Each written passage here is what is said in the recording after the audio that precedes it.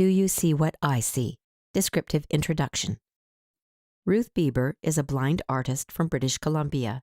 She is a white woman in her 60s with shoulder-length, silvery gray hair worn tucked behind her ears. She wears sleek black sunglasses indoors and out. Ruth's collaborator is Win Dinn, a white woman in her 60s. Win and Ruth use gesso and stencils to create textural patterns on the surface of the canvas. These are then painted in translucent glazes of color. Gesso is a thick mixture of white paint and a plaster-like substance traditionally used to prime the canvas. The final canvas resembles a relief map or aerial view, with raised land masses in green and brown, deep cracks in the surface surrounded by a bright blue ocean. This documentary was filmed in Ruth's home and in her collaborator's studios. In close-up, a woman, Ruth Bieber, her face in profile, wearing sleek black glasses. A colorful painting is reflected in their lens. As she turns her head away, white text appears along the temple of her glasses. Do you see what I see? Ruth at home. So this project is an opportunity for me to continue with exploration of the visual arts. Here. Yeah. Just more. Where my hands are, you don't want to be. Ruth and her colleague place a stencil on a canvas. Growing up, I always harbored this desire to be a visual artist, even though I felt, well, that doesn't make any sense because I can't see. And then I learned so much about art and how art isn't just about the finished product, and it isn't just about making something look realistic. It's much, much more than that. Ruth runs her hands over a textured canvas. I would have just to irritate you, but of course I don't want it at all. Actually, I don't think a whole. First of all, my neighbor lives across the street, Win Dinn. She has a studio in her home, and she's just a natural art teacher.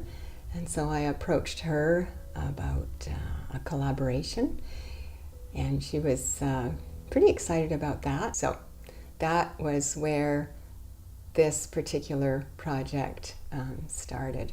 And when we begin, we both have an idea about the way this is going to work. Of course, my idea comes from my own experience of having actually created the art, my feeling about what art is, and how that can happen in a collaboration. The person I'm working with generally has no idea what it means to be a blind artist or how to accommodate that. And so together we begin the process by peeling away the layers of perception of how this is going to work. And that's sometimes a bit challenging, but it's always very, very rewarding and fruitful in my experience so far. So my job is to be flexible enough to allow for maybe a process that is new to me without actually, in the end, giving away my power. As a blind person working with sighted people, it's too easy to just give away my power and maybe not be firm enough in something that I feel could be better. And I think there's something in there that's larger than the art. I think it's kind of like life. But then art is life anyway, isn't Ruth's it? hands explore a bright textured canvas. Remind me of your process. Did you do the whole thing blindfolded, No. or you looked at it and then you did some more, or? I started with the texture. Yes. Going blind. Mm-hmm. Let it dry. Mm-hmm. I did a 1 or 2 or 3 washes, probably 2, I think. Okay. Blind. Mm-hmm. And then I worked on it sighted. when I started working with Win, because Win is already a teacher, I feel that in the beginning, her desire was to teach me and to somehow be able to translate her process into my artistic ability. So I remember doing that one time, and I was trying really hard, and I was being patient, and then all of a sudden I thought, I'm just going to ask her, what if I just put my hand in with the glove and went like this and put the paint on like that, because it was a gesso. I just should make that clear. It was a gesso. She said, oh, that's fine. That works just great. And it's been a long time, I think, since she's asked me to use a brush or an implement of that kind. And we really have developed a lovely rhythm, I think. We've maybe met in her studio, I don't know, let's say 10 times. So over those 10 sessions, weekly sessions, we've really developed a lovely rhythm that I have come to enjoy and appreciate a lot. So I really value my time with her. Like I said, I get into the right brain after a while, and then I'm sort of not really here. Can't do the thing Anymore. Yeah. Win sprays Ruth's canvas with water. Ruth is brilliant in her tenacity. She really, really loves to paint and to visualize what she's painting.